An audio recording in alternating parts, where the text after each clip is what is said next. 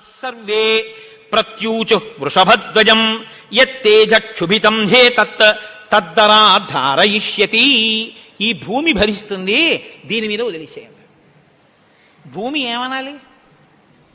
అదేమిటయా, ఆయన భార్య యందు ప్రవేశపెట్టబడవలసినటువంటి శివతేజస్సు నా మీద ఎలా విడిచిపెడతాడు? నేనెలా స్వీకరిస్తాను? భూకాంత, ఆమె స్త్రీ, భూదేవి నాలోకి ఎలా ప్రవేశిస్తుంది? శివవీర్యం దోషం అవుతుంది కదా, నేను పుచ్చుకోను అనాలి. ఆవిడ సంతోషించింది. శివవీర్యం నాలో ప్రవేశించడం అంటే అదృష్టం కదా అనుకుని తప్పకుండా పుచ్చుకుంటానని అనేటప్పటికీ పరమశివుడు ఏం చేశాడంటే, ఏవ ముక్త సురపతి ప్రముమోచ మహీతలే తేజసా పృథివీయేన వ్యాప్త సగిరికానన. ఆయన తేజస్సుని భూమి మీద వదిలిపెట్టేశాడు. అది ఉత్తర క్షణం భూమి అంతటా పాకేసింది. పాకేసి పర్వతాల్లో, నదుల్లో, సముద్రాల్లో, చెట్లలో పరివ్యాప్తమైతే ఆ తేజస్సు యొక్క స్థితిని భూమి తట్టుకోలేకపోయింది. తట్టుకోలేక పెద్ద పెద్ద కేకలేసింది ఆవిడ. తతో దేవాః పునరిదం ఊచుశ్చాధ హుతాశనం ప్రవిశత్వం మహాతేజో రౌద్రం వాయు సమన్వితః. నా ఒళ్ళు మండిపోతోంది, దగ్ధమైపోతోంది నా శరీరం అంతా. శివవీర్యాన్ని నేను భరించలేకపోతున్నాను, దాని శక్తి నేను తట్టుకోలేకపోతున్నాను. కాబట్టి నేను విడిచిపెట్టేస్తాను, నాలోకి వచ్చిన వీర్యాన్ని దేనిలోకి విడిచిపెట్టను అని అడిగింది ఆవిడ. ఇప్పుడు దేవతలందరూ ఒకరి మొహాల్లో ఒకళ్ళు చూసుకుని అన్నారు, ఒళ్ళు మండిపోతోంది తట్టుకోలేనన్నావు కాబట్టి ఎవడు మండిస్తాడో వాడిలో వదిలేయన్నారు. అంటే అగ్నిహోత్రుల్లో వదిలేయమన్నారు. అంటే ఇప్పుడు ఆవిడ ఏం చేసింది? తనలో పడినటువంటి శివవీర్యాన్ని అగ్నిహోత్రుల్లోకి వదిలిపెట్టేసింది. ఇదంతా రెప్పపాటు కాలంలో జరిగిపోయింది. పెద్ద పెద్ద అరుపులు, కేకలు, ప్రార్థనలు, హడావిడి. బయటికి వెళ్ళిన శివుడు లోపలికి రాలేదు. అమ్మవారికి అనుమానం వచ్చింది, ఏం జరిగింది అని. పార్వతీదేవి బయటికి వచ్చింది. బయటికి వచ్చి ఏం జరిగిందని అడిగింది. మేమందరం ఇలా ప్రార్థన చేశామమ్మా, మీ ఆయన తేజస్సు భూమిలోకి విడిచిపెట్టాడు, భూమి తట్టుకోలేక అగ్నిలోకి విడిచిపెట్టింది అంది. మీ ఇద్దరికీ సంతానం కలగకుండా తపస్సు చేసుకోమని కోరిక కోరామమ్మా అన్నారు. ఆవిడంది, ఏ ఆడదైనా అమ్మ కావద్దంటే ఒప్పుకుంటుందండి. అధశైల సుతారామ త్రిదశాన్ ఇదమబ్రవీత్ సమన్యుర శపత్ సర్వాన్ క్రోధ సంరక్తలోచన. ఎర్రబడిన కళ్ళతో అమ్మవారంది, అక్కరలేని విషయంలో జోక్యం చేసుకున్నారు. మీరు చెప్పకూడని మాట చెప్పారు. నన్ను తల్లిని కావద్దు అని శాసించారు. నాకు బిడ్డలు పుట్టకూడదు అని వరం అడిగారు. నాయందు ప్రవేశపెట్టబడవలసినటువంటి శివవీర్యాన్ని భూకాంత యందు ప్రవేశపెట్టారు. కాబట్టి నేను మీకు శాపం ఇస్తున్నాను. అపత్యం స్వేషు దారేషు తస్మాన్నోత్వాదయిష్యత అద్య ప్రభృతి యుష్మాకం అప్రజాః సంతు పత్నయః ఏవ ముక్త్యా సురాన్ సర్వాన్ శశాప పృథివీమపి. ఇక నుంచి మీ భార్యల వలన మీకిక సంతానము కలగకుండుగాక. ఇక నుంచి దేవతలకి సంతానం ఉండదు అంది. కాబట్టి దేవతల సంఖ్య ఎప్పటికీ 33 కోట్లే. ఎందుకంటే ఇంకా వాళ్ళకి సంతానం ఉండదు. అందుకే బ్రహ్మగారు మొన్నటి రోజున దేవతల్ని పిలిచి, మీ అంశలలో ఉండవలసినటువంటి వానరుల్ని అప్సరసల యందు, యక్షకాంతల యందు, గంధర్వ కిన్నెర వానరకాంతల యందు సృజించండి, మీ భార్యల యందు మీకు పిల్లలు పుట్టరు, పార్వతీదేవి శాపం ఉందని చెప్పారు. అందుకని ఏమంటే ఎప్పుడూ 33 కోట్లైనా ఇంకా పిల్లలు మనవలు ఉండరా అంటే ఉండరు. పార్వతీదేవి శాపం ఆగిపోయింది, దేవతల యొక్క సంతానం. ఇప్పుడు ఆవిడ భూమి వంక తిరిగింది. నువ్వు స్త్రీవి కదా, నా భర్త యొక్క తేజస్సుని నేను పట్టవలసింది నువ్వెలా పట్టుకున్నావు? నువ్వెలా స్వీకరించావు నా భర్త తేజస్సుని? అవనేనైక రూపాత్వం బహుభార్యా భవిష్యసి. ఆవిడ్ని శపించింది. నువ్వు ఒక్క రూపంతో ఉండవు, భూమి అని పిలవబడినా నీకు అనేకమైనటువంటి స్థితి కలుగుతుంది. ఒక చోట చౌటు నేల, ఒక చోట నల్ల నేల, ఒక చోట ఎడారి, ఒక చోట పంట పండే నేల. ఇలా నువ్వు రకరకాలుగా అయిపోతావు. అంతేకాదు, బహుభార్య భవిష్యసి. నీకు ఒక్క భర్త ఉండడు. నీ భర్త కానివాడి వీర్యం నువ్వు పుచ్చుకున్నావుగా, నీకు ఇంకా ఎంతమంది భర్తలో లెక్కుండరు. అందుకే రాజ్యాన్ని పాలించిన వాడందరూ భూమిపతులే. ఎంతమంది ఆవిడికి భర్తలు లెక్కలేదు. కారణం ఏమిటంటే పార్వతీదేవి శాపం. అవనేనైక రూపాత్వం బహుభార్యా భవిష్యసి నచ పుత్ర కృతాం ప్రీతిం మత్క్రోధ కలుషీకృత. ఏ ఆడదైనా కోరుకునేది ఏమిటంటే భర్త వలన కొడుకుని కనాలి, ఆ కొడుకు పేరు ప్రఖ్యాతులు తేవాలి, తల్లి సంతోషించేటట్టు ప్రవర్తించాలని కోరుకుంటాడు. ఏ తల్లి ఈ లోకంలో ఏ ఒక్కటి సహించదో అది నీ యందు నిజమగుగాక. ఏ తల్లి అయినా ఏది సహించలేదు, ఎంత తప్పైనా సహిస్తుంది. కానీ అమ్మ వంక ఆడదాన్ని చూసినట్టు చూశాడనుకోండి కొడుకు, అమ్మ మాత్రం ఒక్కనాటికి క్షమించదు. ఇంకా అమ్మలో ఆడతనాన్ని చూడకూడదు. ఇంకంతకన్నా పవిత్రంగా మాట్లాడడం కష్టం, ఇంకంతకన్నా నేను దిగి మాట్లాడను. కాబట్టి అమ్మతనాన్నే చూడాలంతే కొడుకు. కానీ నీ విషయంలో ఏమవుతుందో తెలుసా, నీ కొడుకులందరూ నీకు భర్తలవుతారు. అందుకే భూమిపతి పతే, ఆయన తర్వాత ఆయన కొడుకు, ఆయన భూమిపతే. ఎంత దారుణం అండి అది. ఒక ఆయన పరిపాలిస్తున్నాడు, ఆయన భూమిపతి, ఆయనకి కొడుకు పుట్టాడు. ఇప్పుడు భూమికి ఆయన ఏమవ్వాలి? కొడుకు. ఆ భూమిపతి వెళ్ళిపోయాడు, ఇప్పుడు ఈయనేమవుతాడు? ఈయన భూమిపతే, తన కొడుకు తనకి భర్త. ఇంతకన్నా దారుణమే ఉంది? ఇది పార్వతీదేవి శాపం. కాబట్టి నచ పుత్రకృతాం ప్రీతిం మత్క్రోధ కలుషీకృత ప్రాప్యసిత్వం సుదుర్మేధే మమ పుత్రమనిచ్చతి. నాకు బిడ్డలు కలగకుండా చేశారు కాబట్టి మీరు ఈ శాపం అనుభవించండి అని వాళ్ళు లోపలికి వెళ్ళిపోయారు. ఇప్పుడు వీళ్ళందరూ ఇలా వేళ్ళు విరిచారు. ఒరే, అక్కర్లేని విషయంలో జోక్యం చేసుకున్నాను రా, ఎవడ్రా ఈ మాట చెప్పింది అసలు అన్నారు. వాడు ఉంటాడేమిటి ఇంక అక్కడ.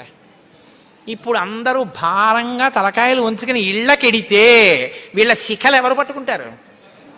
ఒరే, ఎందుకు వెళ్ళావురా నువ్వు, నీ వల్ల నాకు ఇంకా బిడ్డలు కలగరని వాళ్ళు పట్టుకుంటారు. కాబట్టి ఇప్పుడు వాళ్ళందరూ ఇళ్ళకెళ్ళారు. సగత్వా తప అతిష్టత్ పార్శ్వే తస్యోత్తరే గిరేహే హిమవత్ ప్రభవే శృంగే సహదేవ్యా మహేశ్వర. హిమాలయ పర్వత ప్రాంతంలో పార్వతీ సహితుడై పరమశివుడు మాత్రం హాయిగా కూర్చుని తపస్సు చేసుకుంటున్నాడు. ఇంకా వాళ్ళిద్దరికీ బిడ్డలు పుట్టకూడదు అన్నారుగా, అందున ఆయన వెళ్ళి తపస్సు మొదలెట్టాడు. గొడవ ఎక్కడొచ్చింది? ఇక్కడతో ఏమైపోలేదు గొడవ. తారకాసురుడని వాడు బయలుదేరాడు. వాడికి తెలిసే విషయం, ఇక పార్వతీ పరమేశ్వరులకి బిడ్డలు పుట్టరని, దేవతలకి బిడ్డలు పుట్టరని తెలుసు వాడికి. వాడు బ్రహ్మగారి గురించి తపస్సు, వాడు చాలా తెలివైనవాడు. వాడు నాకు చావుద్దన్నాడు, అది కుదరదన్నాడు ఆయన. అయితే పార్వతీ పరమేశ్వరులకు కొడుకు పుడితే వాళ్ళ చేతిలో చచ్చిపోతానన్నాడు. బ్రహ్మగారు ఏమంటారు? తథాస్తు అన్నారు. ఇంకా వాళ్ళకి పుట్టరు, నేను చావను, అది వాడి ధైర్యం. ఇప్పుడు వాడు ఎవరిని కొట్టడం మొదలెట్టాడు? దేవతల్ని. ఇప్పుడు వాళ్ళేం చెయ్యాలి? మొన్న మీతో అన్నానుగా, కన్సల్టెంట్ ఫిజిషియన్ బ్రహ్మగారి దగ్గరికి వెళ్ళాలి. ఇప్పుడు వీళ్ళందరూ ఎక్కడికి వెళ్ళి అడిగారు, మీకు బిడ్డలు కలగకూడదు, మీ ఇద్దరు తపస్సు చేసుకోండి అని. వీళ్ళే అడిగారు పార్వతీ పరమేశ్వరుని. వాళ్ళిద్దరూ తపస్సుకి వెళ్ళిపోయారు. ఇప్పుడు వెళ్ళి మీ ఇద్దరు బిడ్డలు కనండి అన్నారు అనుకోండి, ఇంకేమైనా ఉందా? వద్దన్నావు, అన్ని శాపాలు ఇచ్చేసింది ఆవిడ. అంటే మీరు బాగా గమనించండి, ఏదైనా ఆడది భరిస్తుంది, కానీ ఆడదాని అమ్మతనానికి, ఆడదాని భర్తృత్వాన్ని పంచుకోవడానికి ఇంకో ఆడదొస్తే మాత్రం ఈ లోకంలో సహించడం అన్నది ఉండదు. అది ఈ జాతి క్షమించలేదు. ఇది రామాయణం యొక్క తీర్పు. కాబట్టి ఇప్పుడు వీళ్ళు వెళ్ళి అడగలేరు పార్వతీ పరమేశ్వరుని. కొడుకు పుడితే తప్ప వీళ్ళకి బతుకులేదు. ఎందుకని? వీళ్ళని చాలా బాధ పెట్టేస్తున్నాడు తారకాసురుడు. కాబట్టి ఇప్పుడు ఏం చెయ్యాలో అర్థం కాక పార్వతీ పరమేశ్వరులను అడగలేక చతుర్ముఖ బ్రహ్మగారి దగ్గరికి వెళ్ళారు. వెళ్ళి, అయ్యా ఎలాగండి, పార్వతీ పరమేశ్వరులకు కొడుకు పుడితే తప్ప మేము రక్షింపబడం, ఇప్పుడు పుట్టే మార్గం ఏమైనా ఉందా అని అడిగారు. అడిగితే ఆయన అన్నారు, శైలపుత్ర్యా యుదుక్తం తత్ న ప్రజా సంతు పత్నిషు తస్యావచనమక్లిష్టం సత్యమేతన్న సంశయః. ఒరే, పార్వతీ పరమేశ్వరులకి ఇంక పిల్లాడు పుట్టడం అనేటటువంటి విషయాన్ని మీరు నేను ఇక వెళ్ళి అడగడం అన్న విషయం మర్చిపోండి. పోనీ మన దగ్గర శివుని యొక్క తేజస్సు ఉంది ఇంకాను. అగ్నిహోత్రుడు పుచ్చుకుని ఉంచాడుగా, అగ్నిహోత్రుల్లో ఉందిగా. అంటే యాపిల్ పండు ఫ్రిడ్జ్లో పెట్టుకున్నట్టు అగ్నిహోత్రుడి దగ్గర ఉంది అది. పోని దాన్ని తెచ్చి ఎవరిలోకైనా నిక్షేపిద్దామంటే మీ భార్యలు ఎవ్వరికీ పిల్లలు పుట్టరు, ఆవిడ శాపం ఉందిగా. పైగా ఆ శివవీర్యాన్ని భూకాంత పుచ్చుకుందనేగా అన్ని శాపాలు ఇచ్చింది. ఇప్పుడు దాన్ని తీసుకెళ్ళి ఇంకోళ్ళు ఎవరికన్నా ఇస్తామంటే ఎవరు మాత్రం పుచ్చుకుంటారు? ఏ ఆడది పుచ్చుకుంటుంది? పుచ్చుకుంటే కదా పిల్లలు పుట్టడం. పార్వతీదేవిని వెళ్ళి అడగలేము, పోనీ శివవీర్యం ఉందని ఇంకో స్త్రీలో ప్రవేశపెట్టలేము. ఎలా ఆలోచించి, ఆయన తక్కువడండి చతుర్ముఖ బ్రహ్మగారు అంటే. నేను అందుకే బ్రహ్మ నన్ను బ్రహ్మగారు అంటుంటాను. ఆయన సలహా లేకపోతే లోకం లేదు, మన ఉపన్యాసమే లేదు. ఆయన అన్నారు, ఇయమాకాశగా గంగా యస్యాం పుత్రం హుతాశనః జనయిష్యతి దేవానాం సేనాపతిమరిందమం జ్యేష్ఠా శైలేంద్రదుహిత మానయిష్యతి తత్సుతం ఉమాయాస్తబ్దహుత హుమతం భవిష్యతి న సంశయః. ఉమాయాస్తబ్దహుమతం భవిష్యతి న సంశయః. హిమవత్పర్వతం ఉందే, హిమవంతుడు, ఆయనకి 2 బిడ్డలు ఉన్నారు. పెద్దమ్మాయి పేరు గంగ, రెండో అమ్మాయి పార్వతి. పెద్దమ్మాయి దేవతా స్త్రీలలోకి రాదు, ఆ అమ్మాయి స్వర్గలోకంలో ప్రవహిస్తోంది.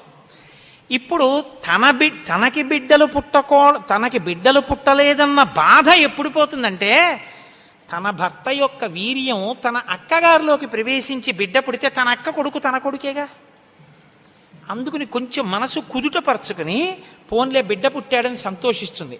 అక్క జోలికి వెళ్ళదు, ఎందుకంటే కొంచెం ఆప్యాయత అన్నదోటి ఉంటుంది. అక్క కొడుకు తన కొడుకే అవుతాడు కాబట్టి మనం పార్వతీదేవి కోప్పడకూడదంటే ఆ గంగాదేవి యందు ఈ శివవీర్యాన్ని నిక్షేపించాలి. ఇప్పుడు శివవీర్యం ఎవరి దగ్గర ఉంది? అగ్నిహోత్రుడి దగ్గర ఉంది. ఇప్పుడు అగ్నిహోత్రుడు ఏం చేయాలి? గంగాదేవిలో విడిచిపెట్టాలి. గంగాదేవి ఒప్పుకోవద్దు. కాబట్టి మీరేం చేయాలి? మీరేగా వెళ్ళి ప్రార్థన చేశారు, మీరే వెళ్ళి అగ్నిహోత్రుడిని గంగని ప్రార్థన చేయండి అన్నారు. ఇప్పుడు గంగాదేవి దగ్గరికి వెళ్ళి, అమ్మ ఏమనుకోవద్దు, శివవీర్యం అగ్నిహోత్రుడి దగ్గర ఉంది, నువ్వు అది బుచ్చుకో అంటే చీ నోర్ముయ్యి అంటే. అందుకని ఈ మాట ఎవరు చెప్పాలో ఒక్క పురుషుడు చెప్పాలి. పురుషులందరూ వెళ్ళి చెప్తే అసహ్యంగా ఉంటుంది. మీరు వెళ్ళి అగ్నికి చెప్పండి, అగ్ని వెళ్ళి ఆవిడికి చెప్తారన్నాడు. ఎందుకంటే ఇంత ఇబ్బంది అంటే, ఇది గట్టిగా చెప్పుకునేది కాదు, ప్రయత్నం చేస్తున్నారు. పార్వతీ పరమేశ్వరులకి పుత్రుడు కలిగేటట్టని తెలిస్తే చంపేవతలు పారేస్తాడు ఆయన తారకాసుడు. అందుకని ఎవరికీ తెలియకుండా జరగాలి ఈ పని అంతాను. ఇప్పుడు వీళ్ళందరూ కలిసి అగ్నిహోత్రుడి దగ్గరికి వెళ్ళారు.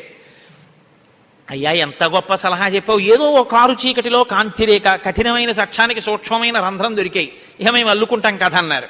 తచ్చుత్వా వచనం తస్య కృతార్థ రఘునందన ప్రణిపత్య సురాः సర్వే పితామహమపూజయన్. బ్రహ్మగారికి పూజ చేసి నమస్కారం చేసి బయలుదేరి అగ్నిహోత్రుడి దగ్గరికి వెళ్ళారు. వెళ్ళి ఆయనతో అన్నారు, దేవ కార్యమిదం దేవ. ఇప్పుడు మాట్లాడడం కొంచెం జాగ్రత్తగా మాట్లాడడం మొదలెట్టారు. ఇది దేవకార్యం, ఏదో మేము సరదాగా నువ్వు పట్టుకెళ్ళి అక్కడ విడిచిపెట్టు ఇలాంటి మాటలు చెప్పడానికి రాలేదు. నీకు పిల్లలు పుడితే నాకెందుకు, పుట్టకపోతే నాకెందుకు, ఇలాంటి వాటిల్లో ఇక మేము జోక్యం చేసుకోం, బుద్ధి వచ్చింది మాకు. కాకపోతే ఇది దేవకార్యం. ఇప్పుడు ఈ పిల్లాడు పుట్టకపోతే వీపులు పగిలిపోతున్నాయి తారకాసురుడి వల్ల, అందుకుని పుట్టాలి పిల్లాడు. కాబట్టి సంవిధత్సహుతాశన శైలపుత్ర్యాం మహాతేజో గంగాయాం తేజవుత్సృజ. నీలో ఉన్న శివ తేజస్సుని పట్టుకెళ్ళి గంగలో విడిచిపెట్టు. గంగ పుచ్చుకుంటే, గంగకి కొడుకు పుడితే ఆ పిల్లవాడు పార్వతీ పరమేశ్వర పుత్రుడి కిందకు వస్తాడు. ఎందుకంటే పార్వతీదేవి అంగీకరిస్తుంది కాబట్టి.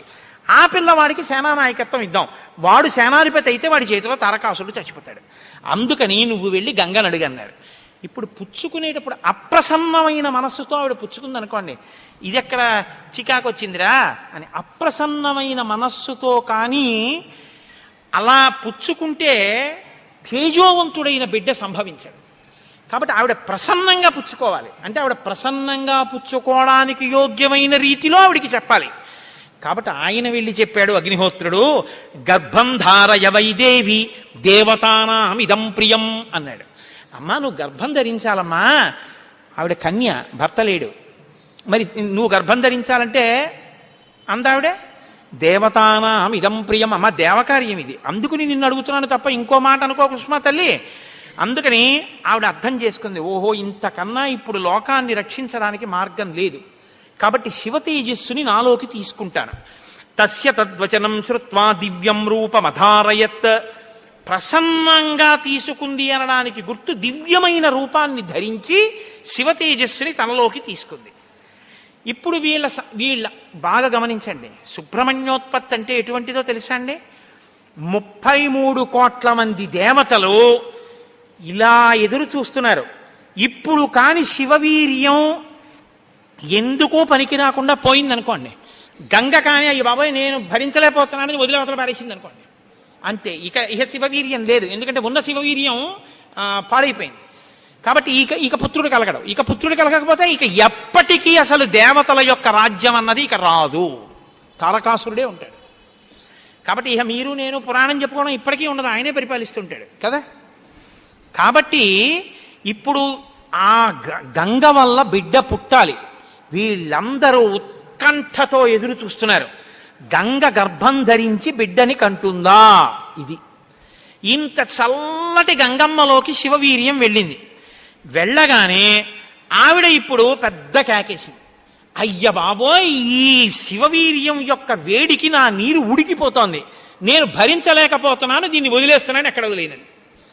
వీళ్ళందరూ నీరసపడిపోయారు. అయ్యయ్యయ్యయ్యో, మన ప్రణాళిక పోయింది అనేటప్పటికి తస్య తద్వచనం శ్రుత్వా దివ్యం రూపమధారయత్ దృష్ట్వా తన్మహిమానం.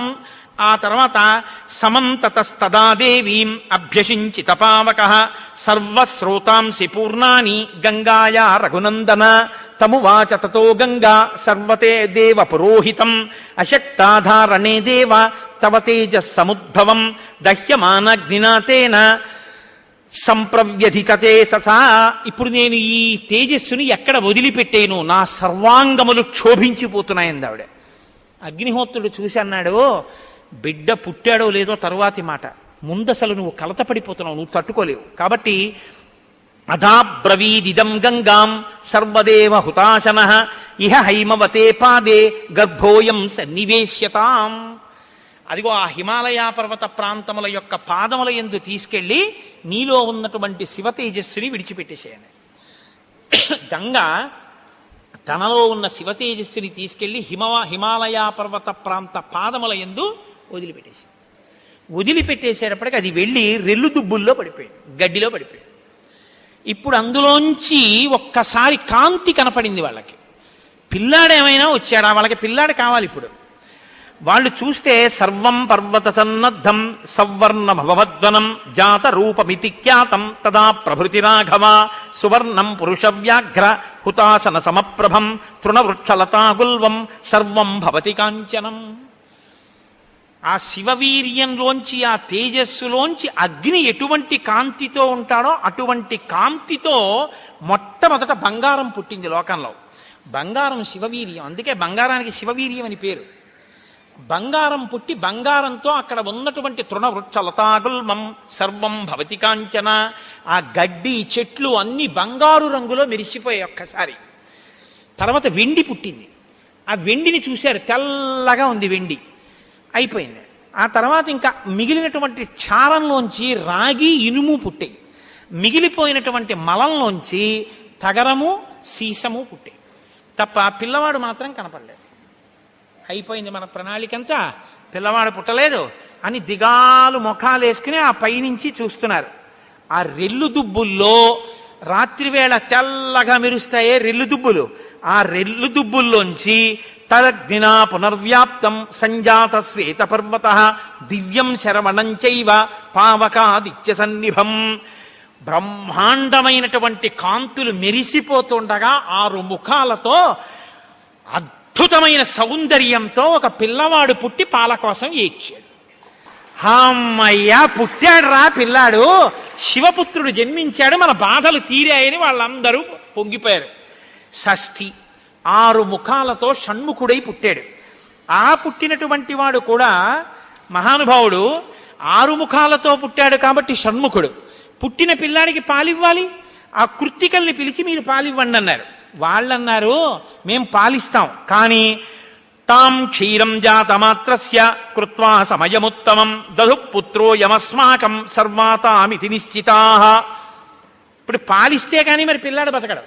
కాబట్టి వాళ్ళన్నారు, మేము పాలిస్తాం, కానీ ఆ పిల్లాడిని మా పేరుతో పిలుస్తారా అన్నారు, మా పిల్లాడని చెప్తారా అన్నారు. అబ్బే అలా ఎలా కుదురుతుందండి అన్నారు అనుకోండి. వాళ్ళు పాలివ్వకపోతే పిల్లాడు. అందుకని వీళ్ళు వెంటనే దేవతలందరూ అన్నారు, తతస్తు దేవతా సర్వ కార్తికేయ ఇతి బ్రువన్. కార్తికేయుడు అన్నాం కదా, ఇవ్వండి పాలన్నారు. అమ్మతనం ఎంత గొప్పదో చూడండి. ఇప్పుడు ఈ కృత్తికలు 6 పిల్లాడికి 6 ముఖాలతో ఉన్నవాడికి 6 పాలిచ్చారు. వాడు పాలు తాగాడు. పుత్రస్త్రైలోక్య విఖ్యాతో భవిష్యతి న సంశయ. కార్తికేయుడని మేం పిలవడం కాదు, 3 లోకాల్లో పిలుస్తారు ఈ పిల్లాన్ని, సరేనా అన్నారు దేవతలు. అప్పుడు వాళ్ళు పాలిచ్చారు. కాబట్టి కార్తికేయుడు. అగ్నిలో శివవీర్యం చాలా కాలం నిలవ ఉంచబడి అగ్నిహోత్రుడు గంగలో ప్రవేశపెట్టాడు కాబట్టి పావకి. శరవణములు అంటే రెల్లు దుబ్బుల్లోంచి పుట్టాడు కాబట్టి శరవణ భవ. ఎప్పుడు శుద్ధమైనటువంటి బ్రహ్మజ్ఞ జ్ఞానంతో ఉంటాడు కాబట్టి సుబ్రహ్మణ్యం. తల్లి కడుపులోంచి స్ఖలనమై పుట్టాడు కాబట్టి స్కందుడు. ఆయన ఉత్పత్తి చేతనే ఇన్ని పేర్లతో వచ్చాడు. ఏమంటే మీరు ఇంత గొప్పగా ఏదో పాపం నోరు కొట్టుకు చెప్పారు, కానీ మాకు అసలు అనుమానం మాత్రం అలా ఉండిపోయింది. మీరు మంగళం చెప్దాం అనుకుంటున్నారేమో. అలా అనత్సా దేవతలు. అలా అడగడం వల్ల కదా ఇంత కథ వచ్చింది. అలా ఎందుకు అడగాలి అసలు అంటే, మహానుభావుడు శంకర భగవత్పాదాచార్య స్వామి వారు బ్రహ్మసూత్రాలకి చేసినటువంటి వ్యాఖ్యానంలో ఒక చోట ఉదహరించారట దీని గురించి. దాని గురించి అసలు ఇలా ఎలా జరిగిందని కంచికామకోటి పీఠాధిపతులు చంద్రశేఖరేంద్ర సరస్వతి స్వామి వారు ఎంతమంది పౌరాణికులను అడిగారట. ఆఖరికి ఒక ఆయన దీని మీద పరిశోధన చేసి త్రిపురా రహస్యంలో ఉన్నటువంటి మంత్రాల యొక్క వ్యాఖ్యానంలో దీని అసలు వృత్తాంతం ఎక్కడుందో పరమాచార్య స్వామి వారికి తీసుకొచ్చి చెప్పారు. త్రిపురా రహస్యంలో ఉంది దీని రహస్యం. అక్కడి నుంచి అనుసంధానం చేయాలి దాన్ని. సనత్కుమారుడు అని ఒక ఆయన, బ్రహ్మమానసపుత్రుడు. ఆయన పుట్టుక చేత మహాజ్ఞాని. అటువంటి పిల్లవాడు ఆయన ఎప్పుడూ తనలో తాను బ్రహ్మజ్ఞానంలో రమిస్తూ ఉండేవాడు.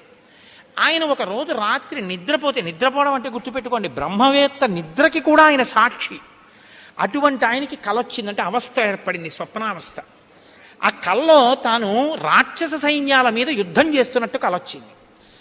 ఆయన తెల్లబోయి, ఇదేమి నాకు కల రావడం ఏమిటి? కల రావడం అంటే మనసులో ఏదో కోరిక ఉంది, ఆ కోరిక కల్లో కనపడింది, స్వప్నావస్థలోకి వెళ్ళాను, ఇది దోషం కదా, నాకు అలా ఎందుకు జరిగిందని తండ్రి చతుర్ముఖ బ్రహ్మగారి దగ్గరికి వెళ్ళారు.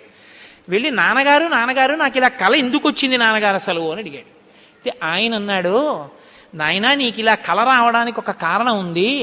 నువ్వు పూర్వజన్మలో వేదాన్ని నేర్చుకునేటప్పుడు వేదంలో దేవతల గురించి, రాక్షసుల గురించి, దేవదానవ యుద్ధాల గురించి చదివి, ఈ రాక్షసులు ఎప్పుడు వేద ప్రమాణానికి వ్యతిరేకంగా ఎందుకు ఇలాంటి పనులు చేస్తుంటారు, వీళ్ళని పట్టుకుని చంపేయాలని వ్యగ్రత పొందావు. ఆ వ్యగ్రత జీవుణ్ణి పట్టుకుంది. అది ఈ జన్మలో బ్రహ్మవేత్తవైనా నీకు ఆ వాసన ఉండిపోయింది. అది ఇప్పుడు కలగా వచ్చింది. అది తీరాలంటే నువ్వు దేవసేనకి అధిపతివి కావాలి. నువ్వు దేవసేనకి అధిపతివై రాక్షసుల్ని సంహరిస్తే ఆ కోరిక తీరుతుంది. అంటే నాన్నగారు నేను దేవాసేనాపతిని కావలసిందేనా ఆయన అన్నాడు చతుర్ముఖ బ్రహ్మగారు. వచ్చేసారు ఆయన. తన అనుష్ఠానంలో తనున్నారు. ఈలోగా పరమశివుడు ఒక సంకల్పం చేశాడు. పరమశివుణ్ణి మించిన జ్ఞాని లోకంలో ఇంకా లేడు. ఎక్కడైనా జ్ఞానం అంటూ ఉంటే అది కేవలం శాంకర భిక్ష. పరమశివుడి యొక్క భిక్షయే జ్ఞానము. అందుకే ఆయన్ని ఈశాన సర్వ విద్యానాం ఈశ్వర సర్వభూతానాం బ్రహ్మాధిపతిర్బ్రహ్మణోధిపతిర్బ్రహ్మ శివో మే అస్తు సదాశివోం మంగళములకు మంగళం నా తండ్రి. అంతటి మహాజ్ఞాని శంకరుడంటే. ఆయన దగ్గర నుంచే వెళ్ళాలి జ్ఞాన గంగ. కాబట్టి పరమశివుడికి ఒకప్పుడు కోరిక పుట్టిందిట. నేనిప్పటిదాకా అన్ని విషయాలు చెప్పడం కానీ నేను ఓడిపోయిందన్నది లేదు ఎవరి దగ్గర. ఓడిపోవడం అంటే బయట వాళ్ళ దగ్గర ఓడిపోతే బాగుండదుగా. ఓడిపోవడం అనేటటువంటిది కూడా మనిషి జీవితంలో సన్మానంగా ఎప్పుడు మారుతుంది? పుత్రాదిచ్చేత్ పరాజయం. తన కొడుకు చేతిలో తాను ఓడిపోవాలి. తన కొడుకు చేతిలో తాను ఓడిపోవడం అంటే, ఉరే నేను శ్లోకానికి ఈ అర్థం ఇన్ని మాటలు చెప్పాను కానీ నా కొడుకు వచ్చి అకస్మాత్తుగా నాన్నగారు ఈ శ్లోకానికి ఈ అర్థం ఇలా కూడా వస్తుంది కదా అంటే నాకు ఎప్పుడూ రాలేదు ఈ ఆలోచన. ఎంత గొప్ప అర్థం చెప్పాడురా, ఇలా చూస్తే అసలు మొత్తం కథ మారిపోయింది. వీడికి ఎంత గొప్ప ఆలోచన వచ్చిందని నా కొడుకు ప్రజ్ఞ ముందు నేను తల వంచితే అది నాకు సన్మానం లాంటి ఓటమి. అలాంటి కొడుకు నా కడుపున పుడతాడా అనుకున్నట్ట పరమశివుడు కూడా ఒకనకొకప్పుడు. ఇప్పుడు సనత్కుమారుల వారికి ఈ కోరిక, పరమశివుడికి ఆ కోరిక. ఒకనకొకప్పుడు పరమశివుడు పార్వతీదేవి అసుర సంధ్య వేళలో ఈ భూమండలం అంతటా కూడా విహారం చేస్తారు. శ్రీశైల పర్వతం మీద దిగుతారు. భాగవతంలో చతుర్థ స్కందం అనుకుంటా, అందులో చెప్తారు దీని గురించి. వాళ్ళిద్దరూ విహారం చేస్తుంటే సనత్కుమారుడు కనబడ్డారు.